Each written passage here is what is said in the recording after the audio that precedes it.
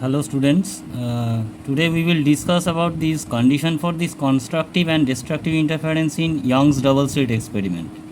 So this is our experimental setup. This is my source of light and these are the two slits. From these two slits these spherical wavefronts are coming out, and finally when they superimpose on the screen we can see this interference pattern.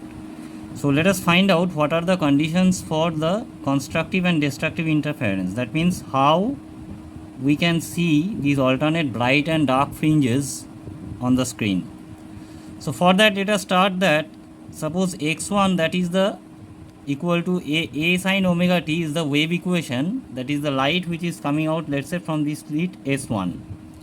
And as all of you know that the condition for this interference, that the two light waves that are coming from these two slits, that has to have a constant phase difference. So let us consider that delta is that phase difference between these light waves.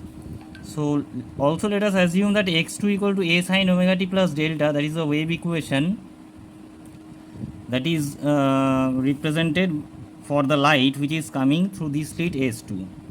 So by the principle of superposition, what we can say is that the resultant wave equation that can be calculated like this, that we have to just simply add the individual wave equations, and finally we can see that this part which is denoted by this curl A, that will represent the resultant amplitude of the superimposed wave. So the resultant intensity, which is actually, all of you know that the intensity is the is equal to the square of the amplitude, that is given by 4a square into cos square delta by 2. Now on the screen, when we can see the maximum intensity. So maximum intensity means we are observing the constructive interference.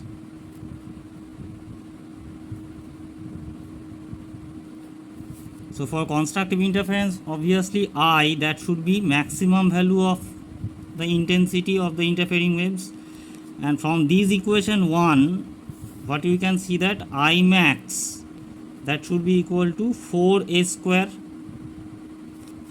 And when that is possible, that is only possible if this cos square delta by 2,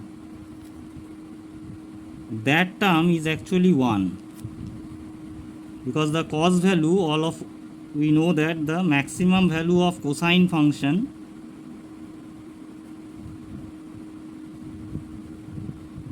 that has to be equals to 1. So this implies that cos delta by 2, that has to be equals to plus minus 1. Now let me ask you one question. Can anybody tell me that what are the allowed values for which the value of cos is either plus 1 or a minus 1? Yes, all of you are right. That is actually cos n pi, where n can be any integer including 0. So from here we can say that delta by 2 is equal to n pi, or delta equal to 2n pi. Now what we say about this delta? Delta is nothing but the phase difference between these interfering light waves. So from this we can say that if the path difference between the interfering light waves are 2n times pi, 2n means if n is any integer, then obviously 2n is always even. So we can say that if the interfering light waves maintain that the path difference between, phase difference between them has to be even integral multiple of pi, then we can see the constructive interference on the screen. Now what about the corresponding path difference? So we all know that for a phase difference of 2 pi, the corresponding path difference is lambda. So if it is 2n pi, then obviously the path difference is n lambda. So if I call that delta be the path difference, so what we can say, that delta has to be equal to n lambda, or if I just simplify this one, this is 2n into lambda by 2. So alternatingly, you can say that if the path difference between the interfering light waves, that is even integral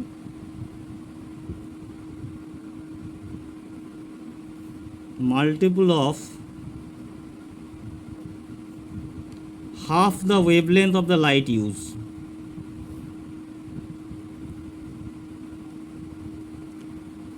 then also we can consider that on the screen we can see a constructive interference.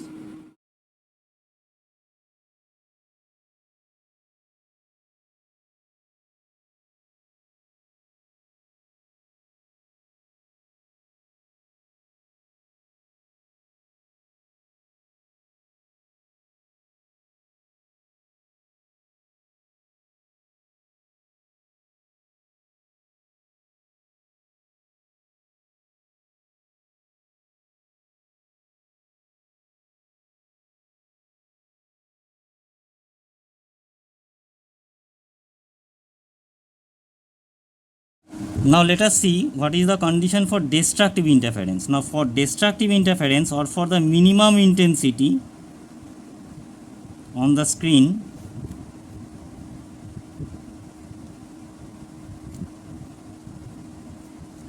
the intensity value has to be equals to 0. That means it has to be equals to I mean. So from the intensity expression, if you remember, I is equal to 4a square cos square delta by 2. So I mean will be equal to 0. That means 4a square cos square delta by 2 has to be equals to 0. Now A is the amplitude of the incoming light waves, which cannot be equals to 0. So that is only possible if cos square delta by 2 is equal to 0. And that is only possible if cos delta by 2 equal to 0. Now what are the allowed values for which the cosine value is 0? Obviously this is nothing but 2n plus 1 into pi by 2, where n can be any integer including 0. So this implies that delta by 2, that is equal to 2n plus 1 pi by 2, or delta is equal to 2n plus 1 into pi. So we can say that if n is any integer, so always this implies 2n plus 1 is always an odd integer, odd number. So the condition for destructive interference, that becomes the phase difference between the interfering light waves has to be equal to odd integral multiple of pi. Now what are the corresponding path difference? If you calculate the delta, that will be equal to 2n plus 1 into lambda by 2. So alternatingly you can say that if the path difference between the interfering light waves that are if odd integral multiple of the wavelength, half of the wavelength used, so we can say that on the screen we can see destructive interference. I hope that this is clear to all of you. Thanks. Let us meet on the next class to see that what are the conditions for that intensity distribution throughout the interference experiment. Thanks.